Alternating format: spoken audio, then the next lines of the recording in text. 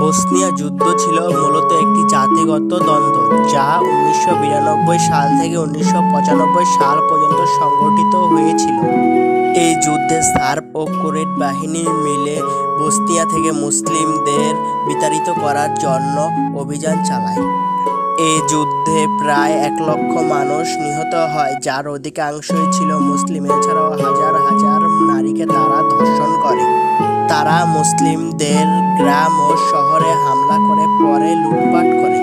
সার্ব বাহিনীর হাতে প্রায় 8,000-এরও বেশি মুসলিম বালক নিহত হয়। 1995 সালে ডেটন চুক্তির মাধ্যমে এই যুদ্ধ বন্ধ করা হয়েছিল।